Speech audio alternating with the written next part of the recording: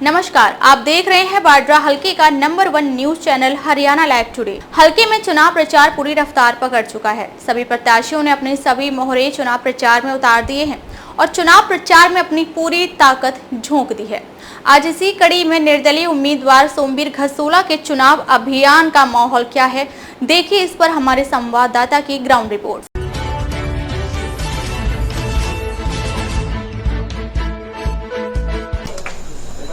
सम्मानित निम्न गांव के मेरे पिता तुल्य बुजुर्गों, नौजवान साथियों, माताओं, बहनों, मैं आज इस चुनाव के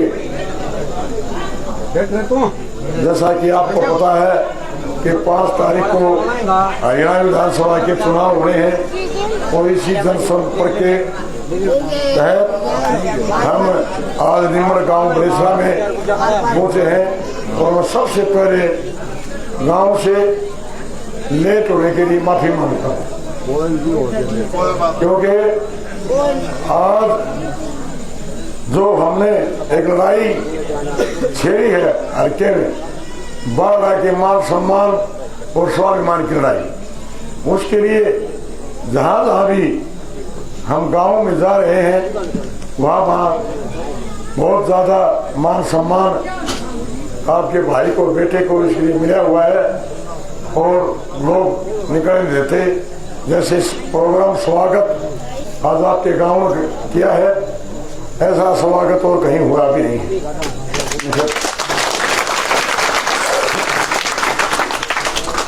बुजुर्गों, साथियों, आपको पता है कि हमारे सामने 2 पार्टियां हैं, एक है भारतीय जनता पार्टी और एक हमारी कांग्रेस पार्टी। भारतीय जनता पार्टी को आपने 2014 से और 2024 तक देख लिया है। 10 साल के शासन में इन लोगों ने सबसे पहले जो हमारे लिए जो घोषणा की थी और जो वायदे किए थे, वो आपको याद होगा कि हम 4 वर्ग में, हरियाणा में 4 ही वर्ग है, एक किसान वर्ग, मजदूर वर्ग, कर्मचारी वर्ग और छोटे व्यापारी वर्ग। बुजुर्गों, साथियों, इन्होंने कहा था हमारे किसानों के लिए सबसे पहले कि हम आपकी आय दुगनी करने का काम करेंगे, लेकिन बुजुर्गों, साथियों, आय दुगनी तो नहीं, आय तो खत्म ही कर दी, लेकिन इन लोगों ने हमारे लिए कड़ा कानून लेके आए थे जिसमें हमारा जमीन छीनने का प्रयास किया गया था और उसके लिए 13 महीने तक हमारे बॉर्डरों पर, टोलों पर एक आंदोलन चला था और उस आंदोलन में सर्दी में, गर्मी में, बरसात में, आंधी में जो लगातार 13 महीना आंदोलन चला और उसमें हमारे को देशद्रोही कहा गया, आतंकवादी कहा गया, जो इन्हें हमारे को सैन्य सब इन लोगों ने हमारे को दी। लेकिन बुजुर्गों, साथियों, इस आंदोलन में हमारे 750 किसान भाई मारे गए, शहीद हो गए। बुजुर्गों, साथियों, वो तो शहीद हुए और देश को, पूरे देश को, किसान वर्ग को इस चीज का फायदा मिला। लेकिन मैं आपसे एक बात पूछना चाहता हूं, क्या वो किसान भाई हमारे शहीद हुए किसी के बाप थे और किसी के बेटे थे और किसी के भाई थे? आज हमारी किसान कौम को इस बात का दर्द होना चाहिए कि ये लोग, एक हत्यारी पार्टी के लोग अगर आपके बीच में वोट की अपील करते हैं तो आप उनको कह सकते हैं कि आपने हमारे से वोट का अधिकार आपको नहीं है, क्योंकि आपने एक तरह से, हम कहते हैं इसको हत्यारी पार्टी, हमारे 750 किसान भाई की हत्या की। बुजुर्गों, साथियों, आप किसान की बात करें, मजदूर की बात करें और कर्मचारियों की, व्यापारियों की, जिस संगठन ने, जिस ग्रुप ने कभी भी अपने हक की आवाज उठाई तो उस आवाज को दबाने का काम किया। छोटे से छोटे कर्मचारी, हमारी आशा वर्कर बहने या आंगनबाड़ी की बहने कार्यकर्ता, और भी चाहे हमारी महिला खिलाड़ी हो, चाहे कोई भी हो, जिसने भी अपने हक की लड़ाई लड़ी, आवाज उठाई, उनको दबाया गया, ताकत से दबाया गया, और एक तरह से मैं कहूं कि बेइज्जत किया गया। और इसमें हमारी चुनी हुई पंचायत भी आएगी, और भाई तेरी मैं बात में सुन ली, वो थोड़ी बात चुप रह जाओ। हाँ दुर्गा ये माइक तन दे दिया, बोल दो रही है। यहाँ तक कि अपनी चुनी हुई पंचायतें, सरपंचों के भी जो साथ व्यवहार किया था सब लोगों को पता है। तो आप बुजुर्गों साथियों के मैं समझता हूं कि भारतीय जनता पार्टी तो मेरे ख्याल में सभी हम गांव के लोग बैठे हैं, अपना वोट देने का अधिकार भी खत्म कर चुके। 10 साल में एक तरह से हरियाणा में एक अघोषित इमरजेंसी लगी हुई, अघोषित, जो चाहे वो काम इन लोगों ने किए हैं। जिस भाई ने भी अपनी कोई मांग उठाने का काम किया, उसी को ही दबाने का काम किया।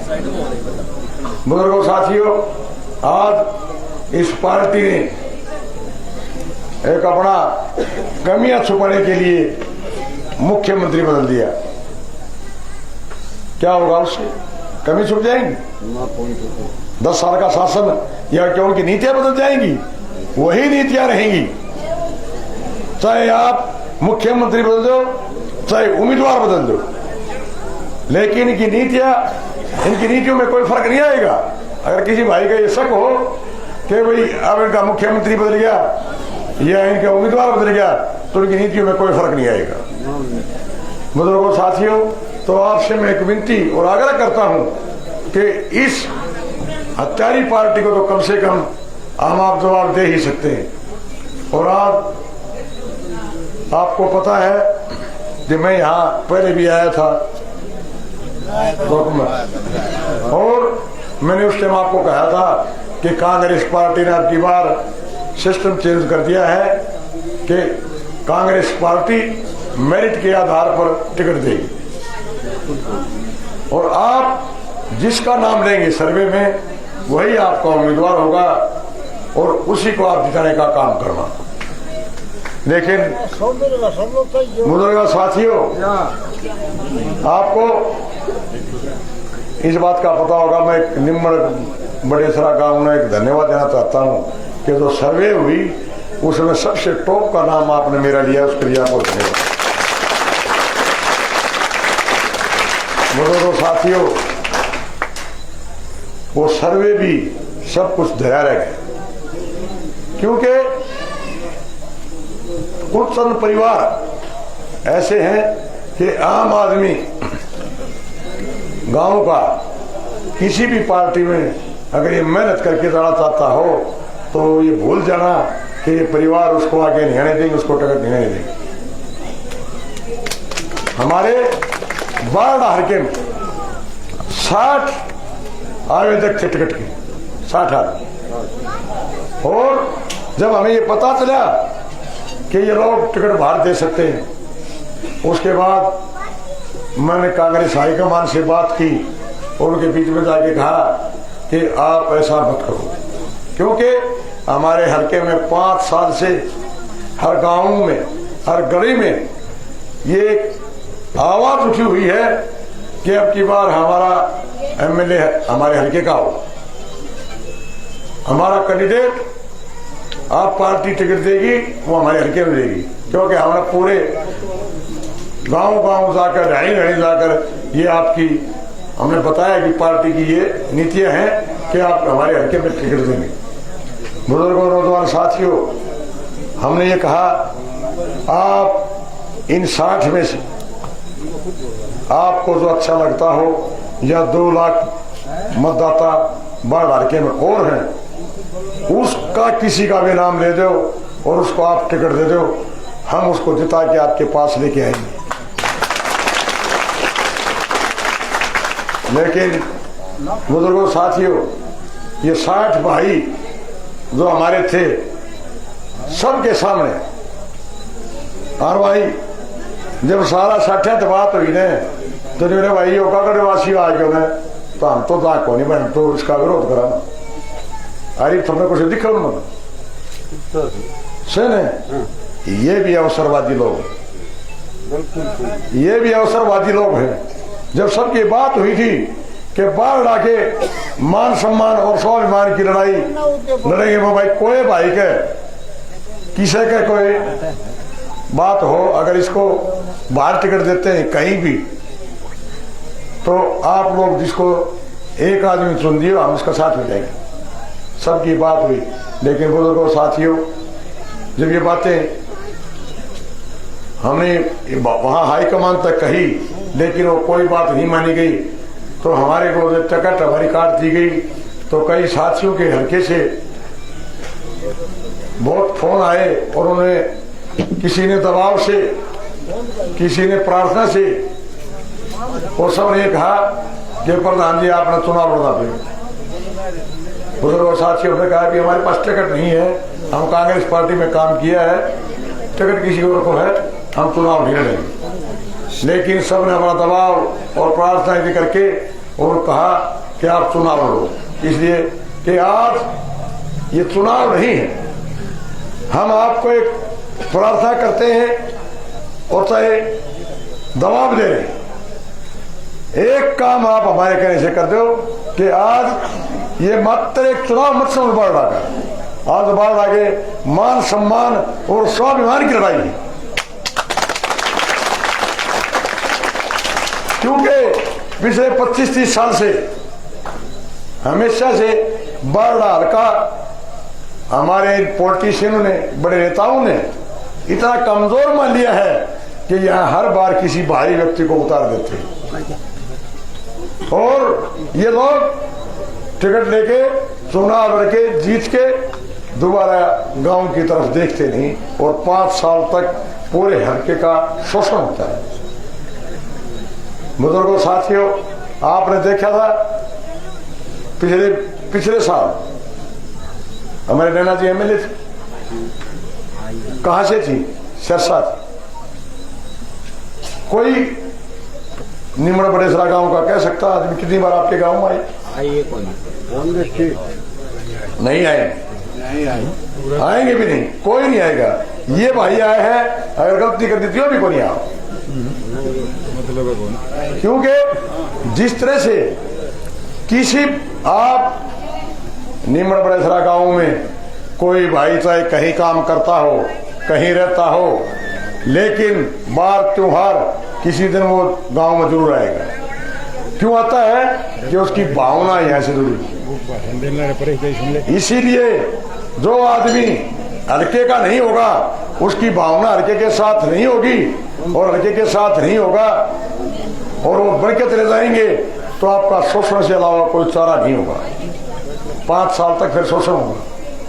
बुजुर्गों साथियों कि आज जो आवाज हमने उठाई उसका ये मान सम्मान आज हर गांव में जो लोगों को मिल रहा है। तो एक पत्रकार साथी रात को 11 बजे हम गांव में थे तो उसने रास्ते में इंटरव्यू ले लिया। प्रधान जी लोग बड़ा इंतजार करते हैं, रात के 11 बजे तक जगते रहते हैं। मेरे भाई हमारा बार डाल का तो 25 साल तो जाग गया ही बस।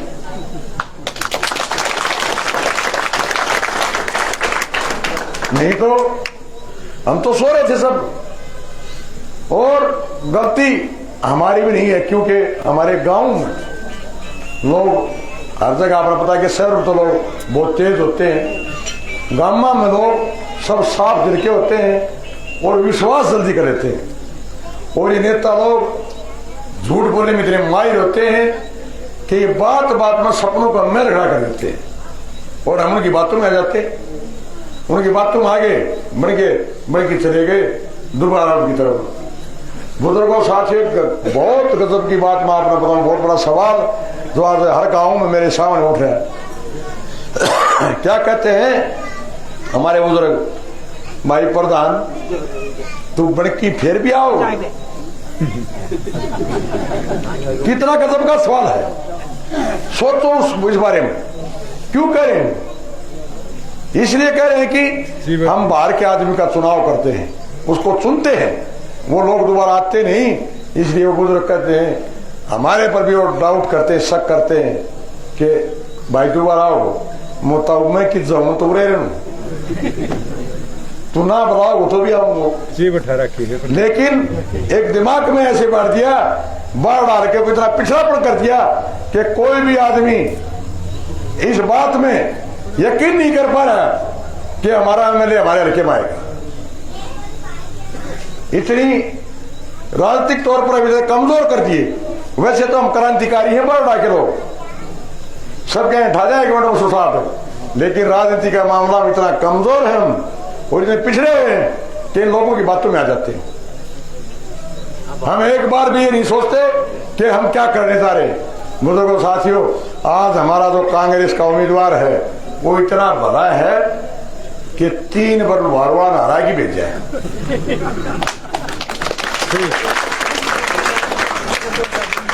भाई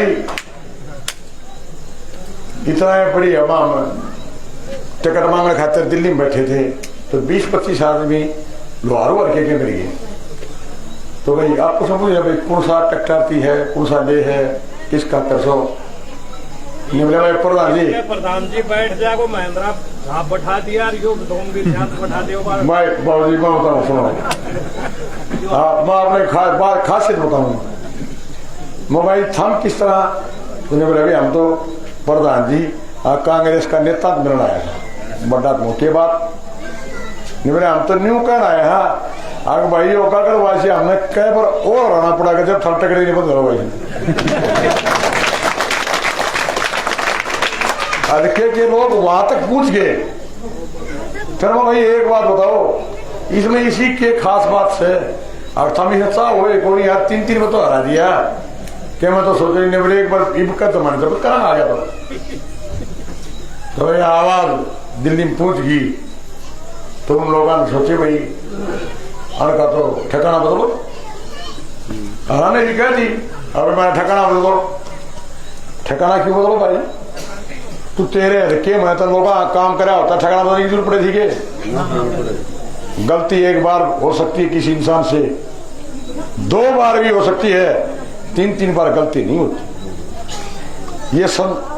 ये जो पब्लिक है, ये जनता है, ये एक नेता का आईना है, एक शीशा है और उसमें दिखा देती है कि तेरी ये औकात है। मेरी बात गलत तो नहीं है ना? सही है जी। और जब 3 बार हार की फिर मैं हम न्यू तो बता दो इसमें क्या खास बात है, क्यों हराओ हो न्यू तो क्या मैं तो को कारण तो बताओ। बोले भाई प्रधान जी इस दौरे कोई चले जाओ किससे काम चले जाओ लोग कोनी हो एक का बात रखा है लोग कोनी हो। बोले भाई शादी को कार्ड देने चले गए ब्याह को कार्ड आप जी उसका दे जोड़े बाबू जी बढ़ती नहीं लोग कोनी हो। बोले भाई तुम्हारा ब्याह भी रोका हो गया। तो जिसकी इतनी नकारात्मक सोच हो तो आप सोच सकते हो लड़के का भला करेगा? नहीं हो सकता। भाई बात सुन दो निम्न बड़े साथ हमने एक बात जो कान खोल गई जब मेरी बात में कमी पाई जरूर बता दूँ।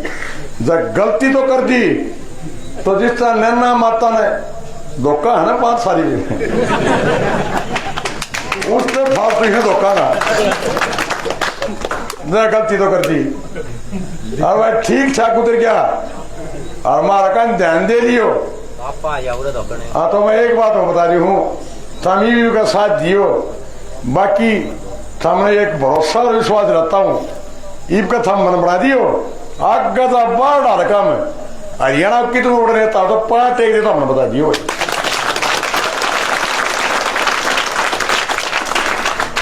ये कैसे खाम है क्योंकि इन लोगों को पता चल जाएगा कि बार बार जो आप बारडा के साथ ये धोखा पट्टी कर रहे हो अब नहीं चलेगी क्योंकि इसका भी धोखा पट्टी का भी कोई समय होता है 1 बार 2 बार 3 बार।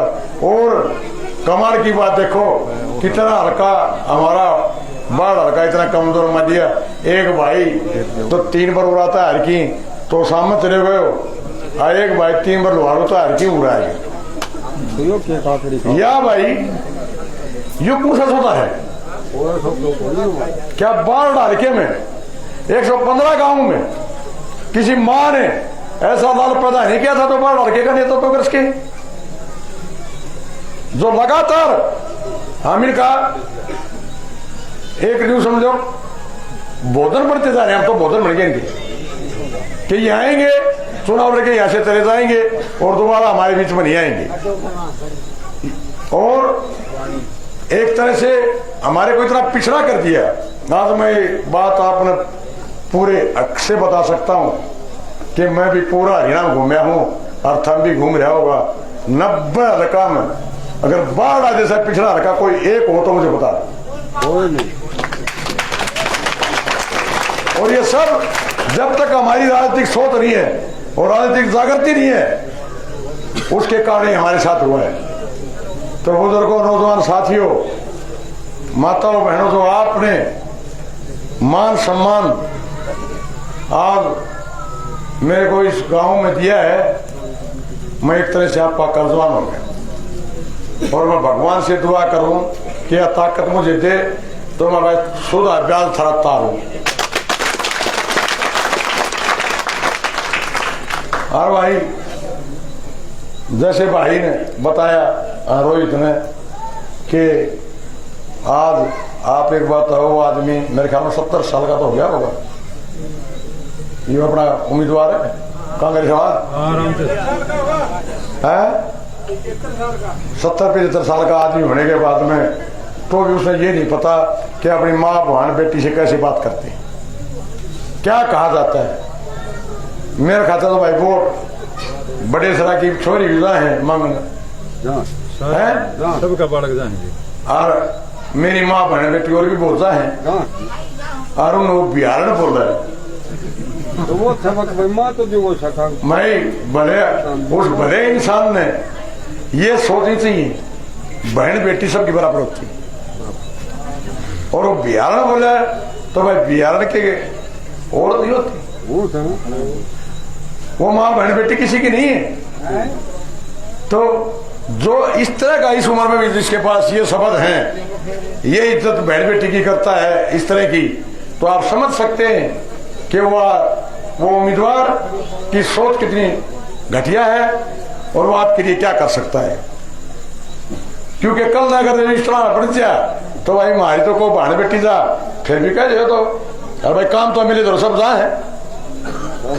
अभी आने से मैं बात ना करूं मैं ये कौन सारा चाहिए और राज्य तो मेरा को नहीं इतना बटो जो हमारी बहन बेटी हमें तो रुपया आने लगे हैं, क्योंकि आप तो सारा मिलता जुलता सा है, हमारी तो सब एक नस्ल है,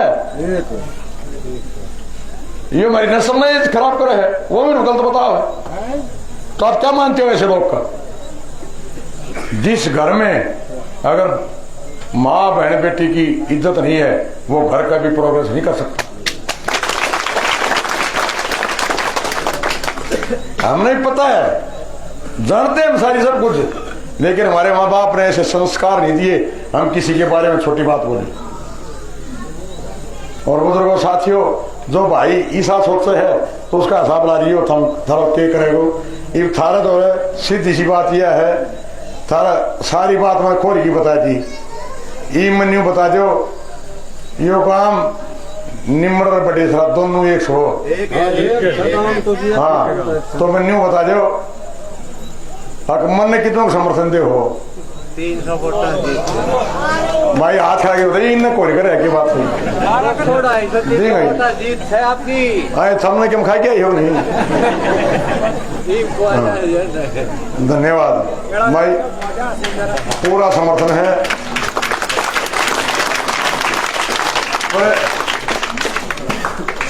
सामने समर्थन दे दियो मेरे निशान के है पक्का जो होगा भाई 100%।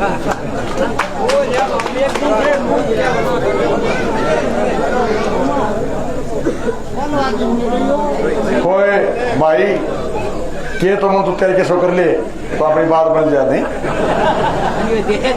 हाँ बाबू जी रुको एक बार, आपने दें सर बता दियो मेरे पर मैं क्या बताऊँ, ये तो मेरे ताकत का है नहीं, बड़े सड़ा तो भाई एक बात मैं आपने बता देता हूँ कि आपने आज जो इतनी मान सम्मान की पगड़ी मेरे सर पर उठाई आपकी 36 बिरादरी में, मैं एक बात आपको पूरे भरोसे के साथ ये कह सकता हूं कि जो आपने जो मान सम्मान की पगड़ी मेरे सर पर रखी है, मेरे शरीर में आखिरी खून के कतरे तक आपकी पगड़ी को आंच नहीं दूंगा।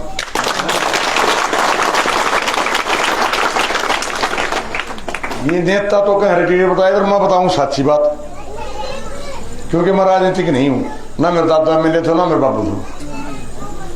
तो हर भाई टीम लाइक के उस खातिर न्यू भी माफी मांगू हूं, क्यों जो नेता राष्ट्रीय पार्टी है मेरा दिशा में दोनों तो बनाए नेता आऊंगा, झूठ बोलने खातिर थोड़ा काम में भी आऊंगा। हाँ कोई नहीं होगा थारा में पेरिस बनवा दूंगा, कोई नहीं को बनवा दूंगा, बनानो कुछ नहीं है, काम करो तो मन करो है, वो ना करें, वो तो झूठ बोली की पार हो जा तो उनकी बात मत आइयो। मेरा तो भाई राष्ट्रीय नेता भी थामसो और स्टार प्रचारक भी थामसो और मेरे वोटर सपोर्टर भी थामसो और मेरे उम्मीदवार भी तुम हो।